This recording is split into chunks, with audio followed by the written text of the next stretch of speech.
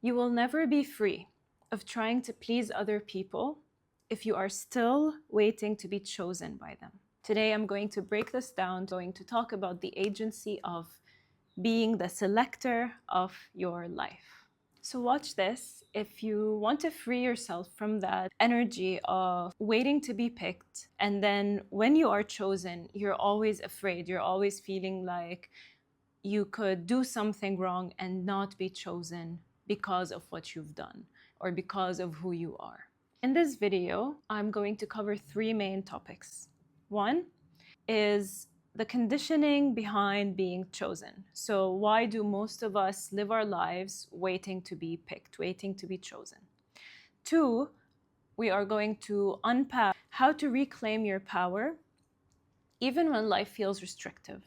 And three, how to avoid overstepping, how to avoid feeling entitled while making a choice. I know it sounds cliche, it sounds redundant, but we want to be free enough to make a choice and humble enough to not be arrogant about it.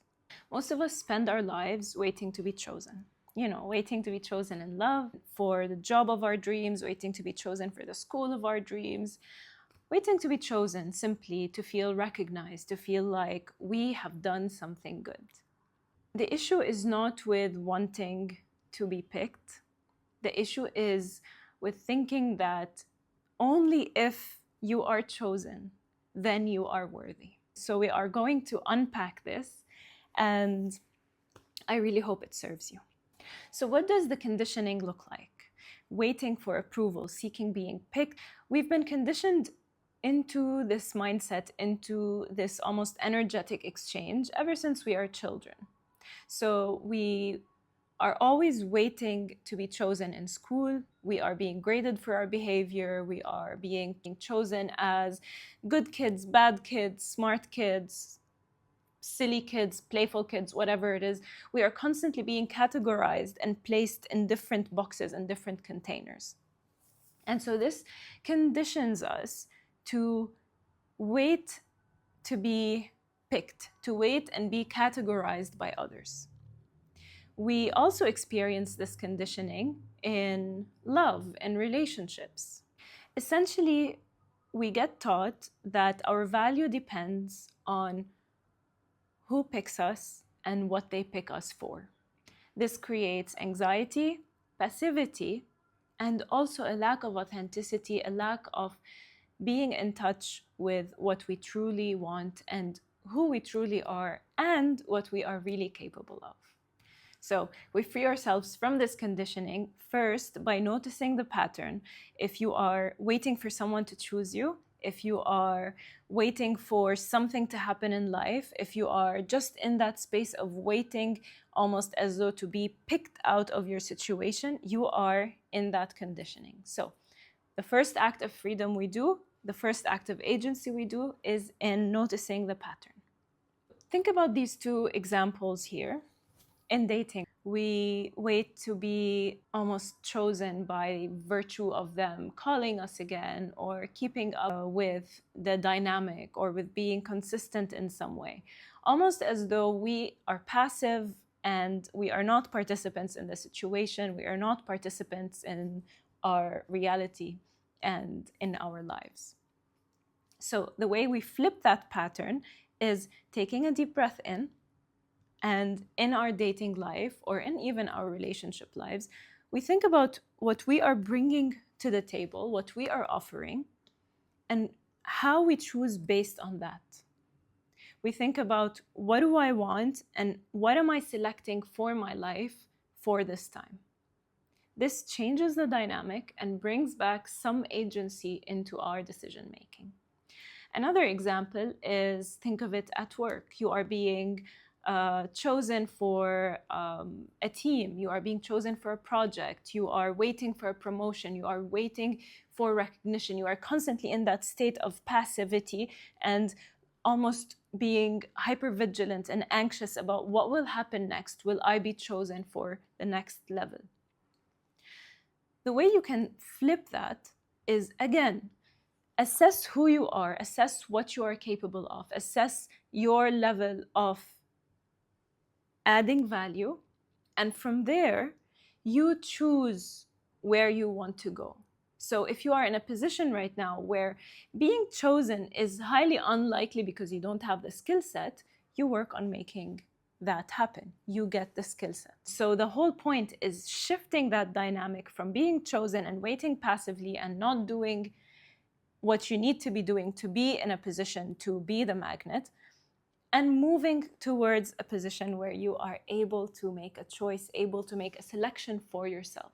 All right, now, this is the problem. This is the pitfall that many people fall into, and that is the arrogance of entitlement, right? So let's say I have done all this work on myself, I have become somebody who adds value, etc. But now I have veered not only from selecting what I want, but into feeling entitled, things that I may not necessarily qualify for. So we run the risk sometimes in every person. Doesn't mean you're a bad person, doesn't mean you have some deep issues.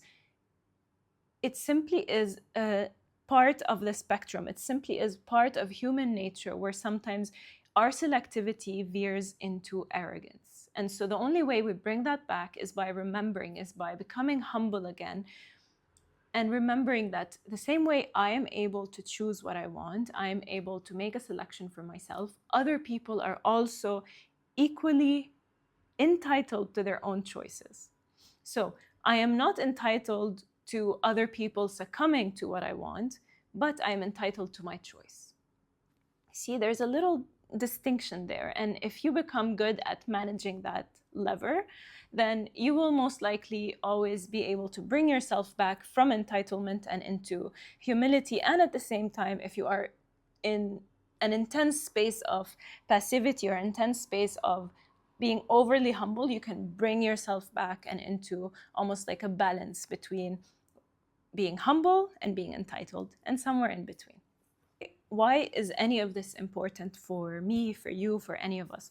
Why does it matter if I make a choice? Why is it important? Because waiting makes you passive. It shrinks you. It shrinks your abilities. It shrinks your capacities. It shrinks your real value. Starting to make small choices, small selections in your day-to-day life simply brings you from that energy of being a passive, almost observer, witness of your life, into somebody who's participating in making your dreams come true, into making your life work in a way that suits you. And so it just shifts that attitude from waiting, from being passive, into being active, into being the agent of change in your life by making active selections.